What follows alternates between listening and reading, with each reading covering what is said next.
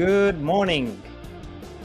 Welcome to this channel. We are going to talk about what the heck's going to happen with interest rate in 2025. If you are a buyer, is your affordability going to be worse because the rates will go up, or it'll be better if the rates go down?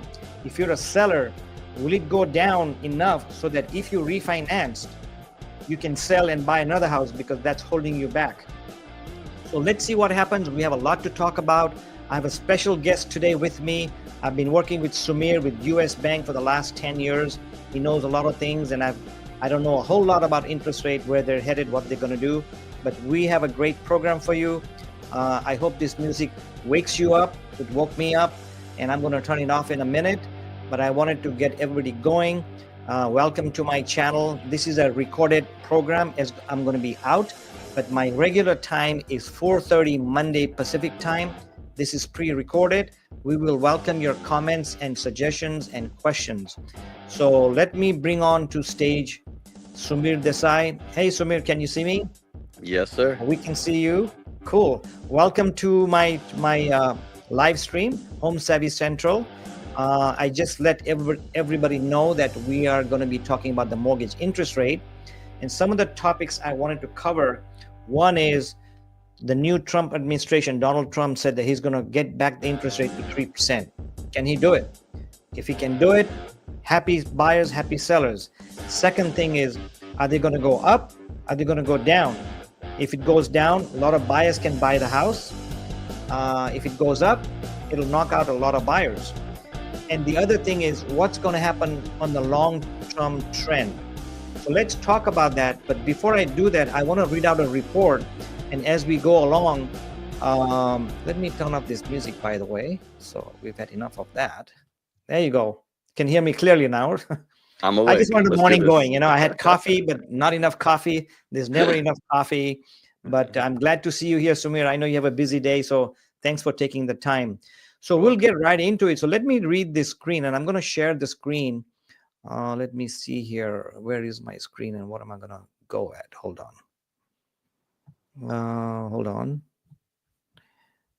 Present, share screen, window. Okay, hold on. Entire screen. Okay, I don't want to do that. Hold on. Let me see. Chrome tab. What happened to my screen? Okay, hold on. Just give me 1 minute. Let me read out the report so we don't waste some time. Sure. This report is from The Street News. Came out on November 20th, just 2 days ago, November 20th, just a week ago. It says that mortgage rates pose new threat to housing market, frustrating buyers. Mortgage rates may not help home buyers as much as you think in 2025. The U.S. housing market remains mired in a rut of high prices, expensive borrowing costs, and a lack of new home building that threatens to extend well into next year, challenging President-elect Donald Trump's plan to revive the ailing sector. So, like I said, there's a lot of things going on. Let's see what's happening. What's your take? Sumir, you talk loan all day, night and day. I know you work very hard. You're on the phone and talking to clients. What's your general take on what's going to happen with the new election and in general? And then we'll kind of get into details. Sure. So thank you very much for having me on this live stream. So first things first, the biggest conception was post-election mortgage rates are going to come down. Well, what happened? They actually went up. They went up about 1/8 to 1/4 point across the board. That woke up everyone going, wait a minute, what should I do? What should I do? So a lot more consumers are taking action now than they were before. 2025, that's as a good guess as we're all going to have. I think demand to purchase will still be there. That'll increase purchase price across the nation in the bigger picture. And mortgage rates, we hope they come down 1/4 to 1/2 point, but that it's all going to depend on how the market turns and if we run into an inflation or a recession. Don't know what's going to happen. I think it's just going to hold steady. I'm always a firm believer on affordability. If it makes sense today, you make it happen today. There's an ongoing saying in the real estate community, as you know, Mike, you marry the house and you date the interest rate. So what does that mean? Get into the house now while you can before prices go up And when there's an opportunity to refinance and lower your mortgage payment, go back to your lending institution and see what they can do to help lower your payment. Okay. Well, yeah, that's a great thing. And I want to talk, good thing you mentioned about, marrying your rate, or what did you say again? I know I've Ma- heard that before. It's okay. Marry the house, Okay. date the interest rate. Okay. Got it. Okay. So two thoughts on that. And that's a great point. I've heard it before and it makes a lot of sense. But let's say I'm a typical buyer, right? Last year or 2 years ago, I was going to buy a house. It was at 5.5%, and I could Yeah, qualify for a home in yeah, Nine Hills, where I'm at, and you're in Brea. yeah, Our prices started $1 million. So let's say sure. I was qualified to buy $1 million based on my income and my wife's income or whatever, right? At 5.5%. Today, the rate's 6.5%. And I That's right. understand that when I say me, a typical buyer is thinking, you know what? Yeah, they all tell me to buy and refinance. The problem is at 6.5%, I cannot buy the $1 million home. I have to buy an 850 home or 800 home, and I don't want that home. All right.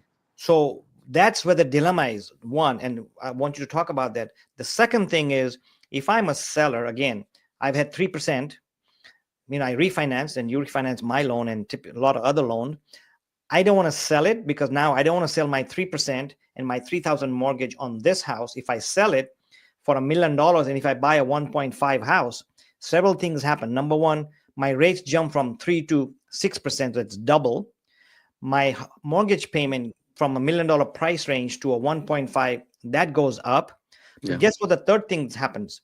My Property property tax tax. goes up, right? So all of a sudden I'm pulling my hair. I have been, if you see, I've been pulling my back hair. There's nothing left back there, but I'm pulling my side hair, nothing left there. So this is a huge dilemma. So let's talk about the buyer who wanted to buy $1 million at 5.5. Now have to buy 800, which is a shack, at 6.5. So what's the solution there? Forget the refinance because that ain't going to happen. Sure. So unfortunately, there's not an easy solution to that. Mhm. So now we have consumers who are putting a larger down payment. They're getting the funds from family, close relatives, close friends. They're helping to bridge that gap to secure a more comfortable mortgage payment. Mhm. Bottom line is affordability. And I think Okay. that's going to be one of the straw hat situations in 2025. I'm running into that even now today as we get into the holidays. Samir, what can I afford, and what Mhm. will my comfort payment be? And then you Right. take that into comparison to what you're paying in rent. Um, yeah, it's going to be a game changer, Game and it's changer. definitely shocking a lot of consumers. There's no questions Right. about that. Right, right. Okay. So are we to the point? I was talking to somebody else yesterday, and I gave them my example. When I bought my house way back, my first house, when I bought it, I wanted to buy a house. I come from a good family and I wanted a house. I wanted a yard. I wanted a front nice appeal. I wanted to park my car in the driveway. But guess what? My budget was at back then, I don't even remember. My budget was $120,000. And guess what I ended up doing? I beat the bullet. I could not buy a house. I could not buy a 3 bedrooms, 2 bath, yard, or nothing. I bought a condo, 2 bedrooms, 1.5 bath. So are we saying that, hey, if you cannot buy that $1 million home, talking to a buyer or a move up buyer, right? Yeah, I'm selling my yeah, house, yeah, I'm selling my condo and I want to buy a house.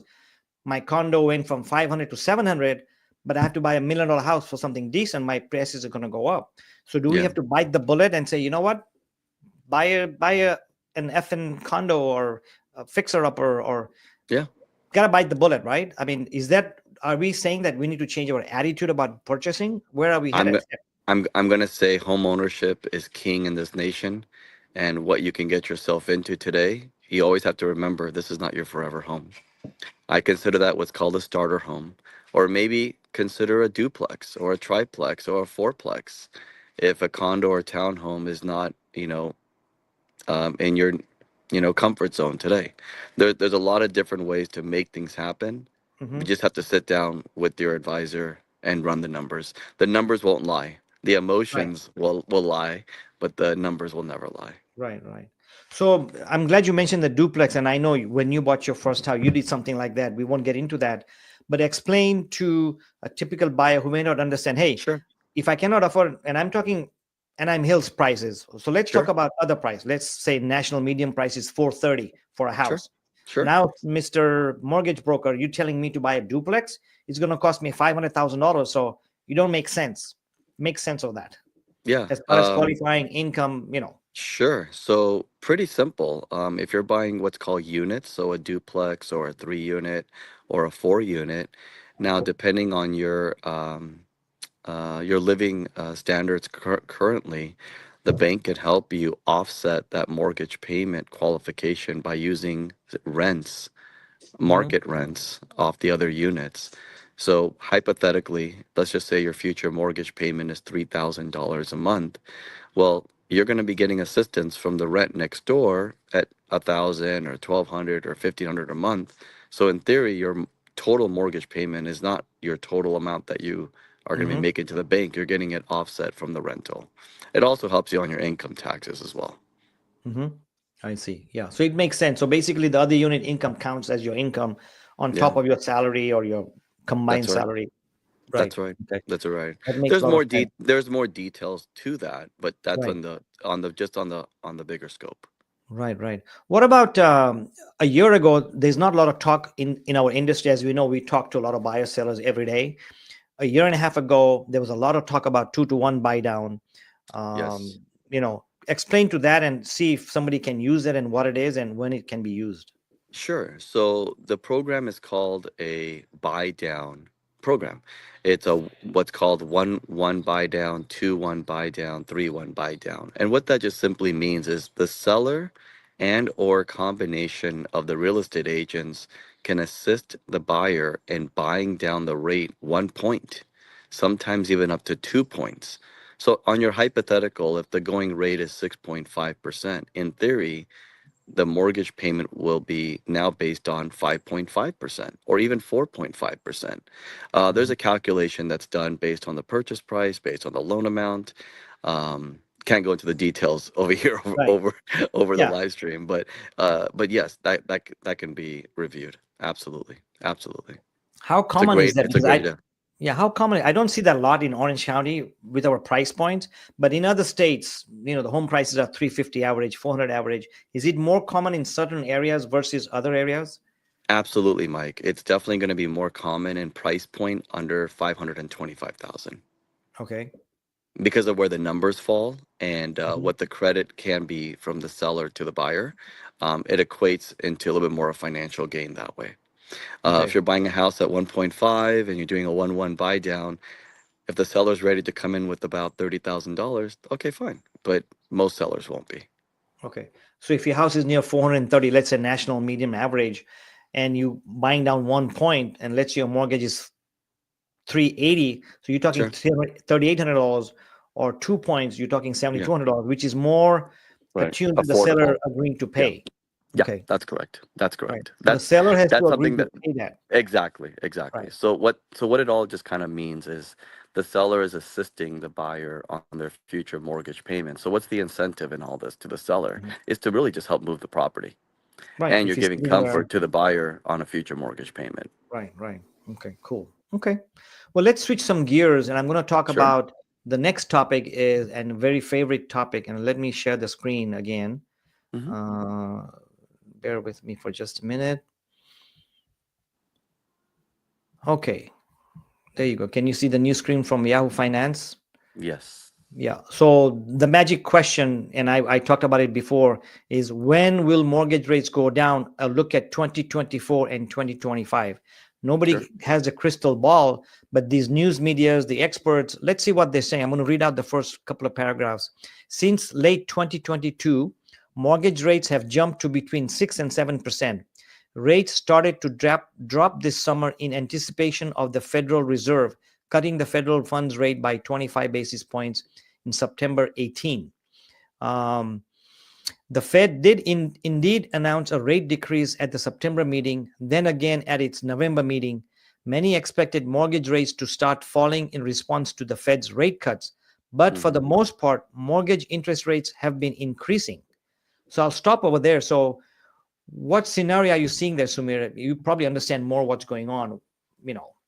So it's actually gone a little bit backwards, right? So generally Right. speaking, anytime we hear the news that the feds are looking to decrease market rates, the anticipation is that the mortgage interest rates will follow and come down or Mm-hmm. dip as well. Right. That's a trend, and it's Right. definitely been happening. But the banks, the lenders, they know this, and so um, they update their pricing on certain loan products in advance Mm-hmm. prior to the Fed's meeting. So really, that shirt was originally $100, but now it went to $120, and now it came back to $105. Right. Right.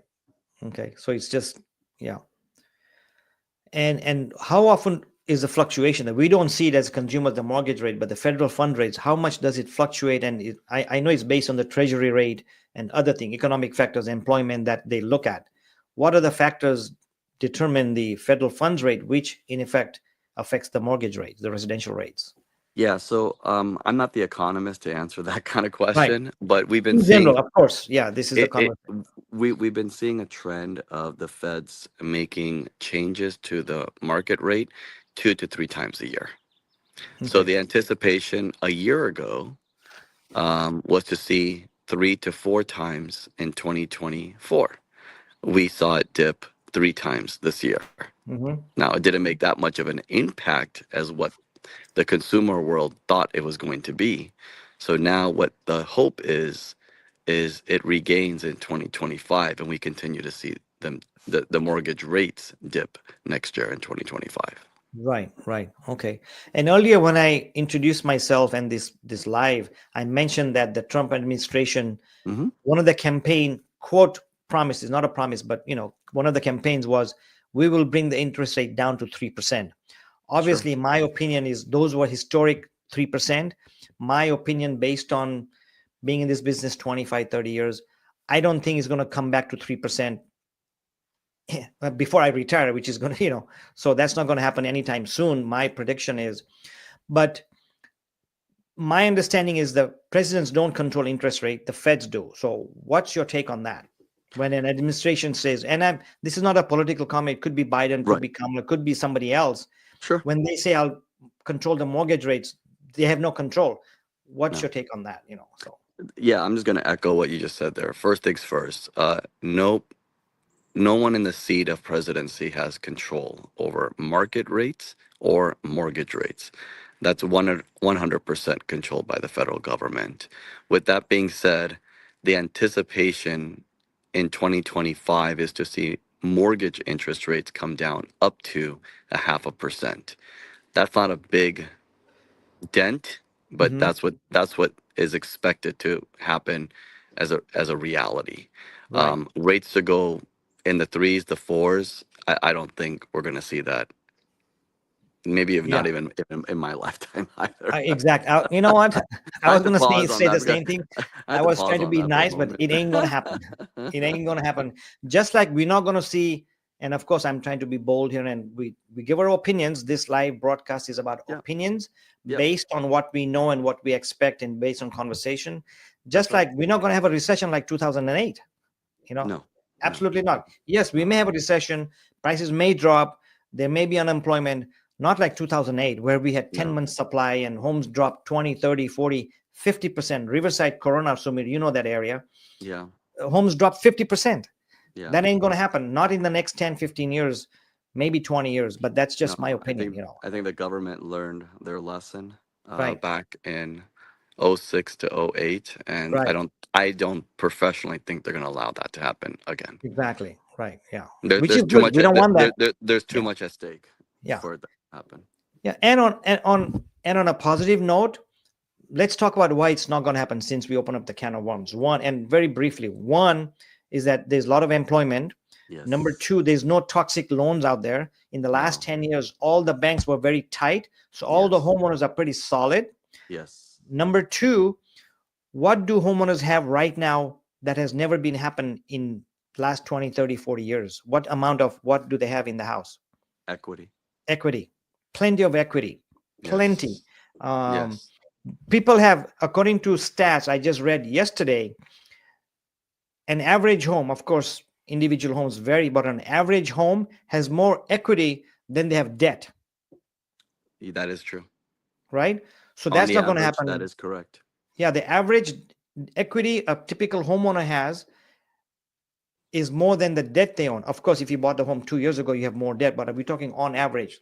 Guys Yes. like me, I've owned my house for 25 years. I have a lot of Mhm. equity, so my debt is this much. But if That's you look right. at the average, Yeah. the guys who bought last year, or I just sold a house last week, a lot of debt. But we're talking average. Yeah. And the other thing we need to note is that what do we have very, very, very low right now? Inventory. That's right. So until the inventory goes up, until the equity goes down, we're not going to see a housing crash. Right. Right. That may I take a think. year, two I years, think. 3 years, 5 years. We don't know. I think So builders are strategically building homes in certain segmented areas to drive consumer needs and wants, and I think that's going to drive the need to purchase property as well. Of course, we'll see how things pan out in 2025, but I'm noticing that as well. okay, new construction. You mean are they building at a certain price range or certain areas or what? Both. They're building a certain price range, so Mhm. it's more attractive to consumers, and then building in certain demographic areas to attract more consumers to come in that designated areas. Right, right. So let's talk about two more things while you mentioned increasing the inventory because it's a Yeah, shortage. yeah, One, and let me write that down. So number one is manufactured, fabricated homes, yes, those kind of homes, which is very cheap to hmm, build.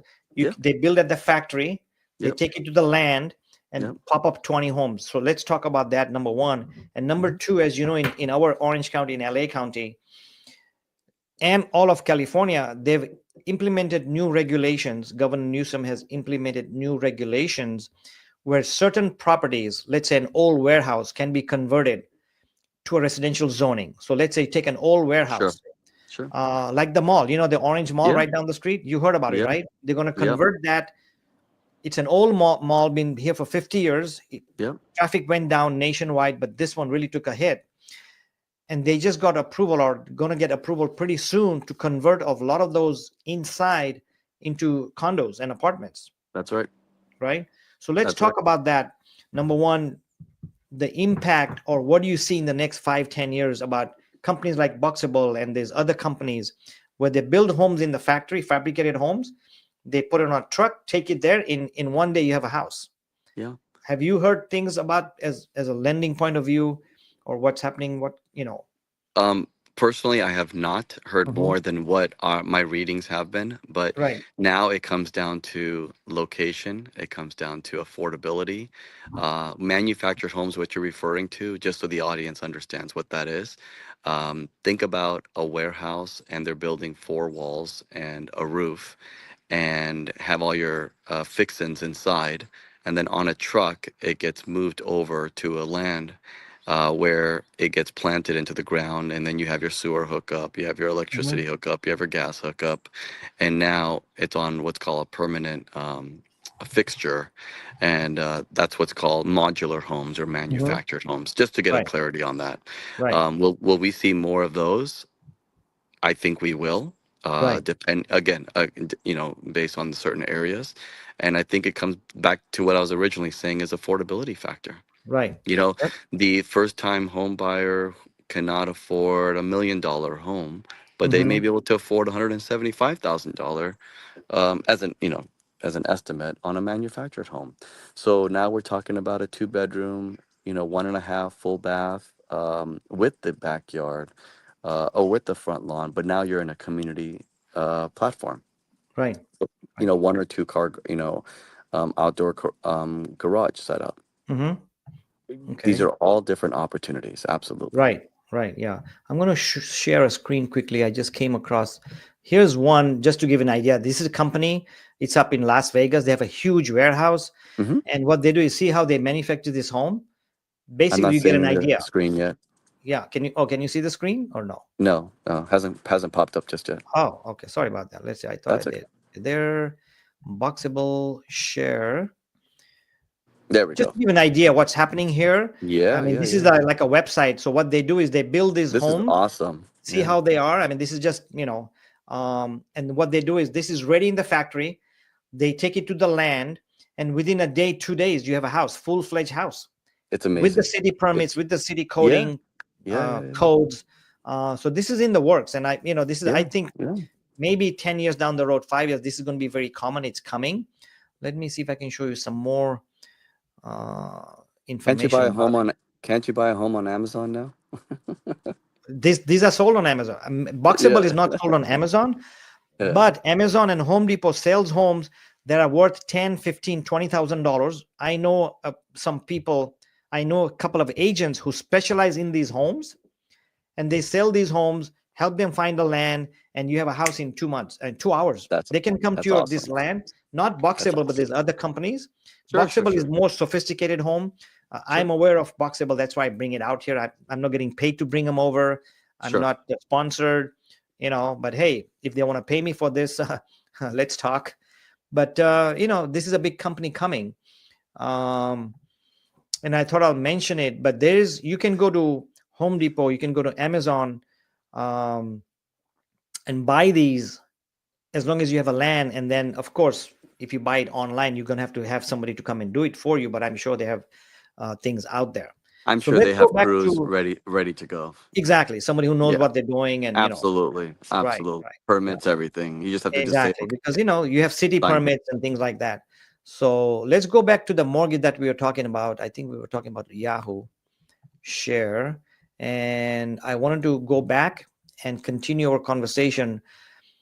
Earlier we talked about our mortgage rates already decreasing, and this report came out, this article is new, it came out in November, I believe. So it's a Hmm. newer article. So Hmm. let's see what they say. I'm going to read it out. Our mortgage rates already decreasing, yes and no. Let's start with the good news. Yes, mortgage rates have decreased significantly since autumn of 2023. According to Freddie Mac, in late November 2023, the 30-year mortgage rate was 7.29%, and the 15-year fixed rate was 6.67%. Both rates have dropped by over 40 basis points since then. Now, the bad news, no mortgage rates have been, no, mortgage rates have not been decreasing since the Fed's first rate cut in September. In fact, Right. rates have been rising. Hmm. So, can you explain why there was a rise in the rates after the Fed's cut? I mean, guys like me don't understand that. What prompted that rate versus a down? I wish I had uh, the pristine answer. I do not. Right, I'm sorry. I don't. right. I don't know why mortgage interest rates actually climbed upward instead of just holding steady or dipping downward. There has to Mm-hmm. be something more that's happening behind the scenes that's causing that to happen. I'm sorry. I don't have the Right, answer right. to No, it. I understand. I Yeah. just want to get a, because your view as a lender is different than a tip, and I'm Yeah. thinking like a Yeah. typical buyer seller. We're Sure. not Sure. as versed. I mean, some of you are smart out there. You may Yeah. know that, and if you're watching this, please comment. I know this is a recording, Yeah. but if you want to make some comments, let us know, because we're learning as we talk about it, and other viewers like yourself who are viewing this may understand it better. So if you're Yeah. watching this once it's recorded, make some comments, and please share. Would be delighted to share with you, and we'll comment back to you as a response. So Yeah. yeah, so let me see where we at. So let's keep on going. I want to read further what they say, and then we have other things to talk about as well. So now here's the biggest question, and I'm assuming I'm just reading this out, not asking this, but let's talk about this. When will mortgage rates go down?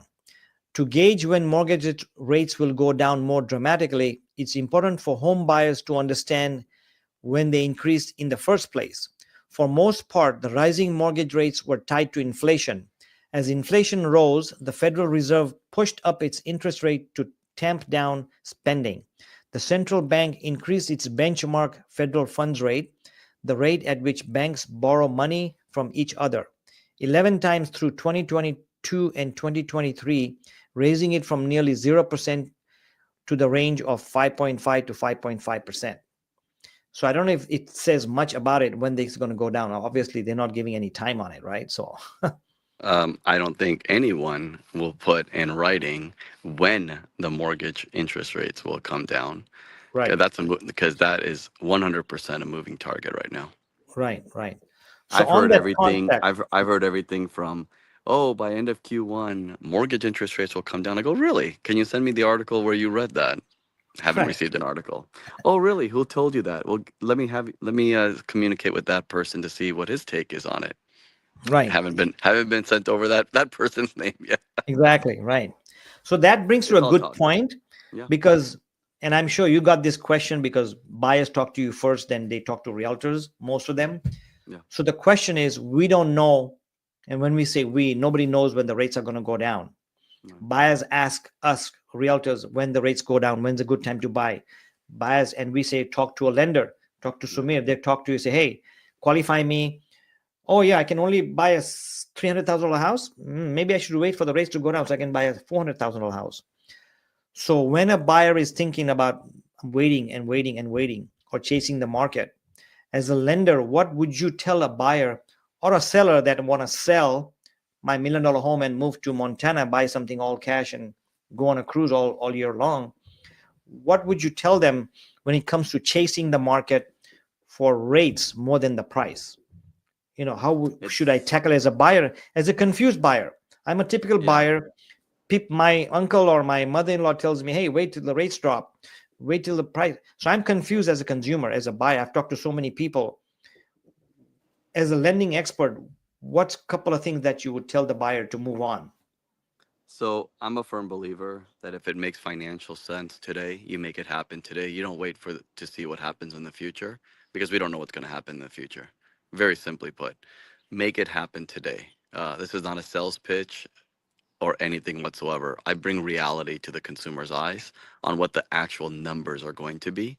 Mm-hmm. No fluff, no hiding anything whatsoever. If we wait, may wait 6 months, may wait 8 months, may wait 2 years. Mike, you and I have clients who are still waiting to buy that home. Oh boy. And how many months and how many years have gone by where they have not invested yet, and how much have they missed out on? We can go and talk numbers all day long. All day long. And they are Yeah. regretting not buying it because the prices went up in Orange County by $100,000, Yes. right? I mean, the house that was selling for 900 2 years ago, which they did not buy, is costing them 100,000 more. Yes. And they could have gotten it 5.5 when we told them to. Now it's six Yes. and a half. So now it's costing them more. Right. Right. Yeah. Right. So We can, yeah. going back to answering your question directly, when is a good time? Should consumers wait? I'm a firm believer. If it makes sense on your books today, you make it happen today. Mhm. Okay. I don't believe in waiting. Right. Me neither. Yeah. You buy when you are ready, willing, and able to buy. I always say that, 110 RWA, percent. ready. So one thing I want to bring out to the buyer and the seller who's a buyer is forget the market, forget the interest rate.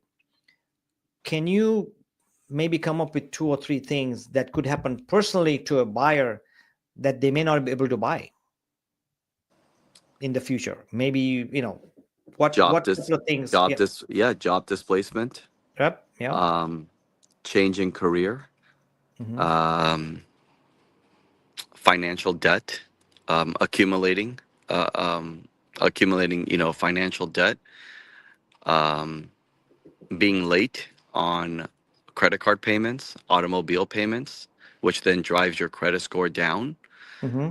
which then potentially can limit you on how much you can qualify for on a home. Right. Um, Remember, the banks, when I say the banks, lenders, brokers, banks, they're looking at strength of a consumer to repay back that mortgage on a monthly basis. Hmm. So you have to show your credibility as a consumer. Those Yeah. those are the bullet points that come to my mind right off the Right, bat. right. And let me give you an exact example that happened to one of my clients way back 10 years ago. I had a very good friend of mine, my age, we go out, things like that, happy hour, whatever. He wanted to Mhm. buy a house and he said, I'm going to wait until the prices drop or whatever the reason. I don't remember. He waited and waited. And in the meantime, his son got admitted to college. He's so excited. My son's going to college, and he got admitted to a very private university in Orange County. So guess what? When he had to get a loan, the son got the loan to get into the college. The dad had to co-sign to get private funding, whatever. This is a private college. So he got on the loan. And guess what dad did for his son? He's so proud of him. Got him a car on whose name? The dad's name. A year later, when he was ready to buy a house, He could not buy because one, he had a car. Now he had three cars: the wife, the dad, and the son. And he was co-signing on this loan, which was almost 70,000 a year for the next 2 years. He could not buy a house, or he And the could buy a reason and condo. and the reason because of that is because now the lending institution has to count that monthly payment as an Yep. installment, and now that drove his qualifications in a negative direction, not in a positive direction. Right, right. So what The- happened was he had to wait 2 more years because that loan was for 2 years. It was a right. 4-year college, but he got the 2-year loan. When that knocked out, he could qualify. Sure. And then he paid off the car because the car he bought was a used car, but he still had a loan on it. So I Sure. told him, pay off this car. It was like $20,000, but the Hmm. payment is $300 a month, which Yeah. affects. Yeah. So when the student loan was gone, the private loan, and when he paid off the car, he could buy. That's when he bought. But it cost him 2 years, and it wasn't the house that he wanted. So waiting costs money. And like Sumir said, you buy when you are ready. There is no right time or the perfect time. It's all individual time. For you might be a different time, for me might be a different time. And it also depends on your local market, right? Local markets are very hyper local. Orange County is still going up, but if I was to move to Florida, this is a very good time to buy in Florida because prices are quote dropping in Florida because there's a lot of inventory because of Yes. the insurance crisis and the flood crisis and the national disaster crisis. So this may be a good time to go to buy in Florida because it's good time. So Yeah. it all depends. Market is hyper local. So Yes. Very, very yeah, true. And yeah. going back to your friend who couldn't buy what he wanted to buy because he assisted family. That's part of what we do on the lending side is we sit down with our clients and just talk it out and saying, talk to me. What are your debts today? What are your commitments today?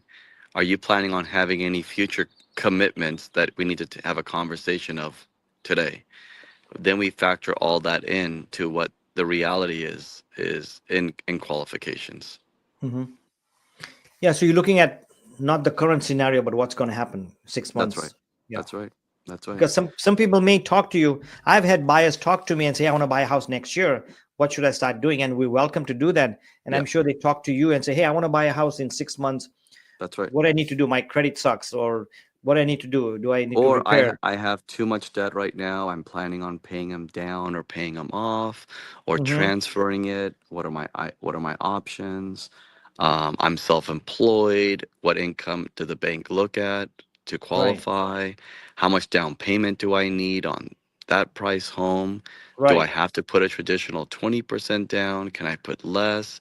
Can I get a second mortgage? I mean, these are all questions that we bring up when we're sitting down with customers. It's right, not about ready to go buy tomorrow. It's about coaching the consumers on what their opportunity is in the future.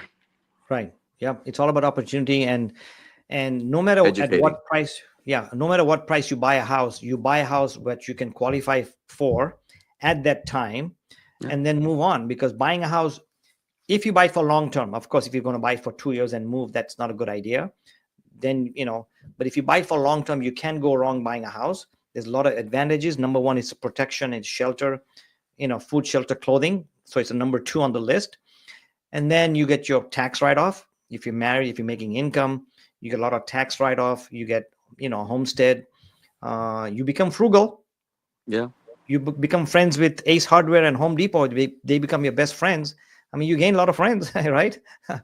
So there's a lot of Yes. advantages of buying a house. So I have a um, client. I have a client who's a friend of mine down in San Diego County, and she's been looking to buy a home. She's been looking to buy a home. It's just not pr- price effective for her today. So instead, her sister or sister-in-law lives outside of Chicago in Illinois, and found this condo and loved it. So she bought it as an investment property. She liked it so much, she came back to me and said, I want to go buy another one.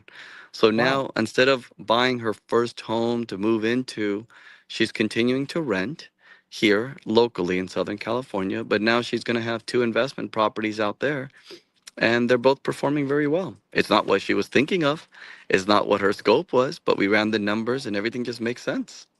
Go that's a figure. great idea. So Yeah, you that's just a never great idea. know.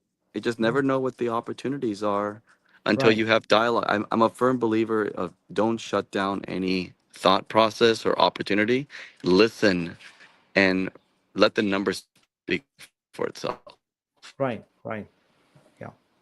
And like you said today, if you have to move somewhere and people are moving, don't move by choice, but I mean, by choice, if you have to move to Arizona or Yeah, Texas or Montana or wherever, the prices are much cheaper than another state, right, maybe worth it. You right. can get a job, and a lot of people are working Yeah, remote today. that's right. So That's that's right. causing a lot of people to move and, things like that. So I'm going Oh to yeah. read another article that I came up with, and this has to do with expert mortgage rate prediction. So let me put that on screen one more time. And they're actually talking about a prediction, and I really want to know that. So do I. Yep. Can you read the screen? I'll let you read it. It's a little. No, I mean, Uh, can you see it? I'm sorry. Can you see it? yes, Okay, then I'll yes, read it. That's what I meant. Okay, yes. I'll read it out. Where is it? Okay, right here. So this is expert mortgage rate predictions. Boy, I want to know. So if I read the bottom paragraph, according to its November forecast, wow, the government sponsored enterprise, GSE, Fannie Mae predicts 30-year mortgage rates will be at 6.6% by the end of 2024 and 6.3% by quarter four 2025. In its October report before the president's election results, Fannie Mae's forecast put Q4 2024 rates at 6% and Q5 2025 rates at 5.6%. Wow, now Interesting. we're talking. Yeah. Interesting. That's shedding some good news there. Yeah, that's good news. If I was a buyer, I still wouldn't wait. If I can buy now, I would buy it and then maybe buy now at 6.3%. And then when they drop to 5.6, Yeah. refi, right? Yep. Yep. Absolutely. That's 110%. that's a, I a bit of a wouldn't think good news. twice about it. Yeah. So let's read one more paragraph and see what happens. The Mortgage Bankers Association November forecast is similar. The MBA expects the 30-year rate will end 2024 at 6.6%, Mm-hmm. then reach 6.4% by Q4 2025. Mm-hmm. Last month, the MBA predicted the mortgage rates would end this year at 6.3 and 2025 at 5.9. I mean, Mm. that's a certain good news, I think, right? Yeah. Well, it's kind of like what we said at the beginning that the trend of the mortgage rates, market rates will come down, not as wide of a gap as what we predicted or want it to be, but it will trickle downward into Okay. 2025. So that's Yeah. that's great news to hear. Right. So what's the rate right now? I'll take any good news Yeah, right we'll now. take anything. Any drop we'll take. What's the Exactly. rate as of today, this week, kind of ballpark range? Um, on a purchase, owner occupancy, single family residence, 680 higher on the credit score, give or take 6.5 to 6.75 on a 30-year fixed traditional loan. Okay. Okay. Because they're saying they're going to bring it down to like 6.4, 6.3. So, we Yeah, still have December to go. that's right. That's right. Right. We anticipate, hopefully, we anticipate about an eighth of a point drop Right. to maybe a quarter point drop by year Right. end. Okay. Okay. Let's talk in January and see what I said today. Exactly. Yeah, yeah, yeah. So I'm going to read one more thing because I just saw it and I want to read that and let me bring it on. Can you see the report? It says, Yes. should you wait Yes. for lower mortgage rates to buy a house? Mortgage rates are lower than this. Mortgage rates are lower than this time last year. They will probably decrease in 2025, but the changes might not be as significant as people once hoped. So is it worth it to hold out for lower mortgage rates? Nope. The answer is different for everyone, but to start, run the numbers, right? So, like we were talking about, and that's why I wanted to mention this, is who knows what's going to happen. I mean, there might be a major Katrina disaster or Sure. push a button or something and change the whole economy, Yeah. employment. So Just the consumers just need to know that if and when mortgage rates come down, the demand to buy increases, which means that increases the home value. So that home value that was at 1 million hypothetically could now rise to 1.1 because the buyer's buying power just increased. So now the consumer is buying the home at 1.1 at a lower rate versus 1 million at a higher rate. The delta difference in payment is not very high at all. No. And you're paying more property tax, right? You're And paying you're 100,000 on property tax, which may not sound much for Orange County, but if you were buying in Texas or other places, the 100,000 delta is a big difference. Yeah. Yeah, I don't know yeah. if everyone understands how property taxes work, but it's Mhm. based on a percentage that's calculated by the county on the purchase price of your home. Not the appraisal value of your home, but on the purchase price of your home. Mhm. So we have to take that into consideration as well. It's not just your mortgage payment, it's just not the loan program, it's just not the interest rate, or if you chose to buy down the interest rate, but you have to also take into consideration property taxes. And we didn't bring up home insurance policy as well. That has gone up as well. So we have to consider all that. Right, right. And of course, we are lucky in California, we're at around 1% of the purchase price usually. And Prop 13 Jarvis really helps us.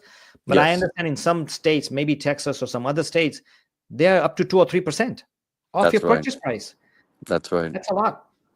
Yeah. There are So some let's do a states. comparison. If I buy a Yeah. house in Orange County at 1.2, Sure. and let's say my property tax is 1%, I'm paying approximately $12,000 a year in property tax 1,000 every single month every month. in Right, addition to your mortgage payment. right. But let's say, and I don't know in Texas, but I know some states the taxes are as high as 3%. So Yeah, if I yeah, buy a $400,000 house in a state where it's 3%, it's the same property tax I'm paying as in California, which is ridiculous, yeah, yeah, right? yeah, yeah, So yeah. you have to consider the property Mike, tax when you purchase. but you might get more square footage out in Texas. I'll take it and more land. Yeah, yeah, yeah, more land as well. Yeah. There's one more graph that I want to share, and this I want to really stress or talk about this because I think it's consumers have to look at this graph and really understand what's really happening to the mortgage rates.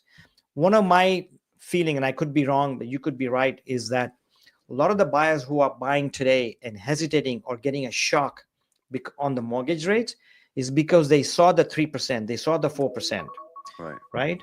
But I want to show you a graph here or a slide here, Sure. which should shed some light. It shows, can you see the screen? Yes. Okay, it says the 30-year fixed mortgage rates in the last 30 years. I specifically looked for a 30-year graph.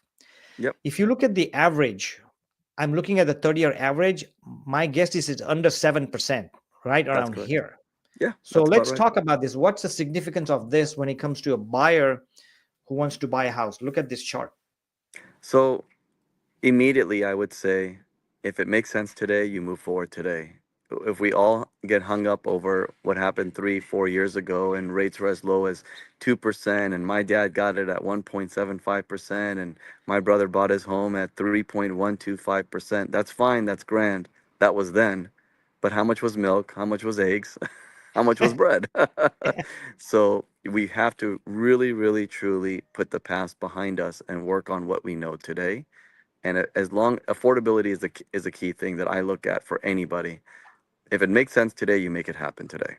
Right, Don't right. wait. Just don't wait. Don't Don't wait. wait. If you're Yeah, waiting, everybody else is waiting. And when that so-called attractive mortgage rate comes, then everyone's going to be hunting the same time as you are. right, right. Okay. So basically, you're saying that if a buyer or if a seller is ready to sell and move and buy another one, which becomes a buyer. Yeah. So typically, what you're saying or what it boils down to that if I have a reasonable credit, if I have the down payment, if I have the willingness to move, you know what? I'm Hmm. ready to move to Montana. Hmm. I've been Yeah. here, rush, congestion. I've worked all my life. I need peace and quiet. I'm going to Montana and I don't mind the quiet there. If I'm ready to do that, and if I have the funds to do the down payment, of Yeah. course, if I sell my house, I have plenty of funds, but you know, if I'm working, paying 3,000 a month rent, and I can't afford anything in California because the median home price in California is $800,000, which is double the national average. Can I move to Florida? Can I move to North Carolina? Can I move somewhere 300, 350, Yep. regardless of the mortgage interest rate and become a homeowner? That's Yep. the American dream. Yeah. So the key is buy what you can buy with your current FICO score. If you have to increase it, maybe wait 2 or 3 months, talk to a lender, talk to Sumir. They can help you improve your FICO score, collect more down payment, reduce your debt, but go for it, Yeah. right? That's the Yeah. whole thing. What are you waiting Yeah. for? What are you waiting Exactly. for? You know, Yeah. the motivation is always high. I was at my daughter's basketball game yesterday, and the couple in front of me sitting on the bleachers, what were they doing during halftime? They were swiping homes on their cell phone. Yeah. Everyone's The motivation is there, the intrigueness to purchase is there. Some wait, some take action. The ones that take action are the ones that are smiling. Those who wait will always linger and say, "Oh, I wish. Oh, I could have. Oh, what about this? What about that?" Hmm. Right. So, Exactly. Yep. Okay. Cool. All right. Let me just remove this screen here. Let's see. There you go. Okay. So I want to take some time and discuss what a typical buyer can do, things, 2 or 3 things to improve their buying power wherever sure, they are, whether I have a 620 FICO score sure, or, I want to buy a house in a year, I'm getting an increase. As a lender, and you talk to a lot of buyers, I'm talking about let's talk about the first time buyer, right? What are some things he or she can do to prepare to buy a house in 3 months, 6 months, a year? Just guide them through so they can sure. prepare. The first thing I always do is I do things in three phases personally. The first thing I do is I just have a conversation. Hi, how are you? Talk to me. What are you trying to do? What are you trying to accomplish? What do you know? And what questions do you have immediately? So let's get through let's vet all those and get the myths and stuff out of the way. Then the second phase is let's review your financials. Let's take a look at everything visually and see what the opportunities are. And then if they are interested to move forward, I'm a firm believer if you're looking to purchase soon, you have your file go through underwriting. So what does that mean? That means you take a formal application, we run credit, you provide your assets, your financials, meaning your tax returns, your W-2s, your pay stubs, and we get it through underwriting and give that blessing and give that conditional pre-approval letter. That's as good as gold as you work with Mike, as you work with your real estate agent and looking and putting proposals on properties. The Mhm. seller's going to feel more confident to take your offer because you've already gone through the homework, as I call it, and already determined what your eligibility is for financing. Mhm. What about something comes up? You call me and say, "Hey, Mike, you're making good income.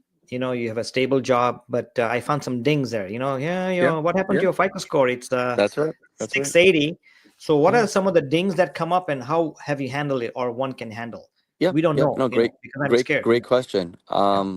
I was working with a client in the past who said, "Oh, my credit's fine, everything is good," and then I run it, and I go, "Wait a minute, what's this late for? What's that? Oh, that's not mine." I go, "Okay, well, let's investigate this." As we Hmm. found out, it was not his; it was a mistaken identity. But if that wouldn't have surfaced beforehand, we would have run into a rut as we were going through the purchase, timeline. So I connected him with the credit restoration company. They did their field work. They figured it all out. They had the letters properly, sent out. They had their credit reran, and we were able to use that new scoring. Hmm. Cool. Yeah. So it's preparation, preparation, preparation. 3 months Absolutely. up, 9 months up, 8 months up. Yeah. Somebody might say, what? I have good scores. I'm getting married in 6 months.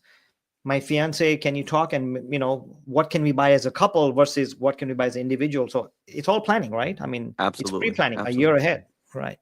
The Yeah. hard part that most consumers make for themselves is not having the conversation up front. So with you, Mike, with other real estate agents out there, Mhm. it's the same conversation. Has your client already been pre-approved? Oh yeah, they Exactly. already spoke with the bank. Great. Great. Let's take it to the next step from here. Right. Yeah. Be prepared. So when the house comes in, or Absolutely. when you're ready, or if the rates drop, you're ready to go. Yeah, If you have bad agreed. FICO score, repair it. Go to a credit repair, and they'll repair it If in you're three sw- months. if you're switching jobs, let's have a conversation about that. If you're switching careers, let's have a conversation of that. If you Right. just started self-employment this year, let's have a conversation about Hmm. that. If you have assets and mom needed it for emergency, let's talk about that first, right? Right. Let's Right. not make any assumptions of any sort. Exactly. Right. Okay. Now, switching gears, let's say I'm a seller, right? And when I say me, a typical seller, Yeah. what preparation do the sellers have to make? I Mm-hmm. bought my house, Sure. me in the sense of typical seller, I bought my house 2 years ago, Mm-hmm. um, but now I'm being relocated. My wife is being relocated and I don't really want to go, but she's getting a huge pay raise. She's getting promoted. I need to move to X state or whatever, Sure. right?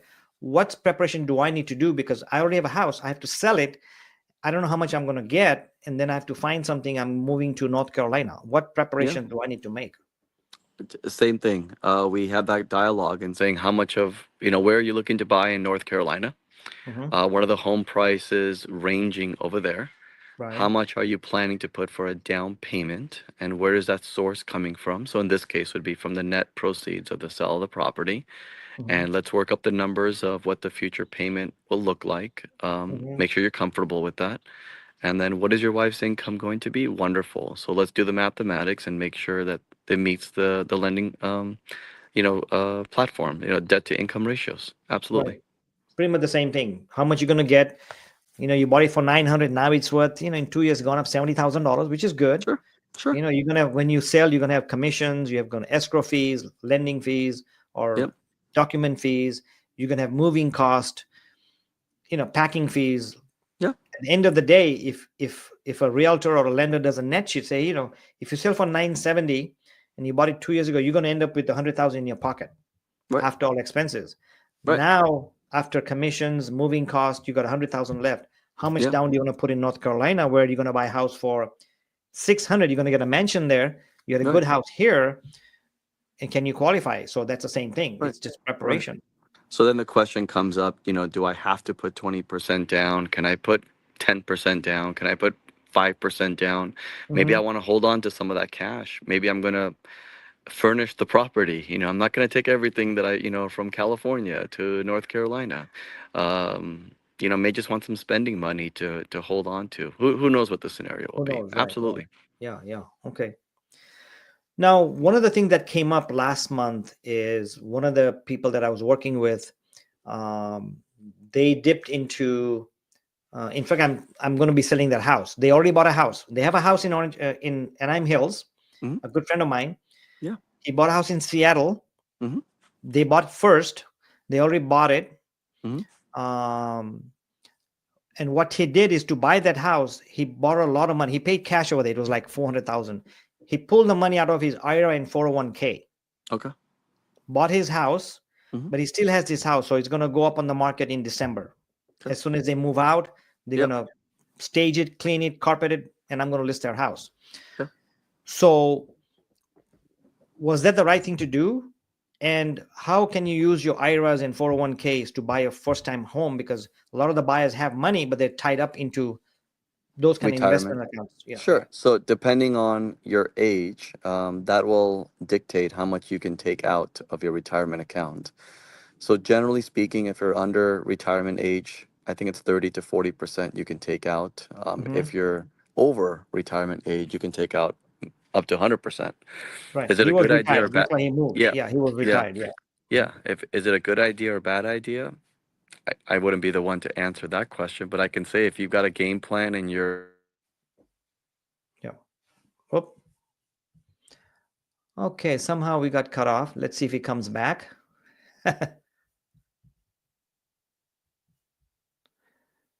All right. Maybe he'll come back. And in fact, we were just about to end, but I'm going to give Sumir a couple of seconds to come on. And if he does not, then we'll just move on. But I hope this program helped you, give you a lot of information. I learned myself a lot of things. But if you're a buyer and if you're chasing the market, if you're waiting for the market, not a good thing. If you're really serious about buying, are you RWA? Are you ready, willing, and able to buy? Then do it. Don't wait. Don't chase the market. That's my suggestion, what I can say. If you're a seller, same thing. Don't chase that interest rate. Be blessed that if you bought your house for 500 4 or 5 years ago, it's worth 700, 800, 900, depending on where you are. So you have a lot of equity. So you be blessed that you got a lot of equity, and then you can take that equity and buy something. And when the rates go down, hopefully it'll go down, then you can refinance. So I'm hoping that this really helped you.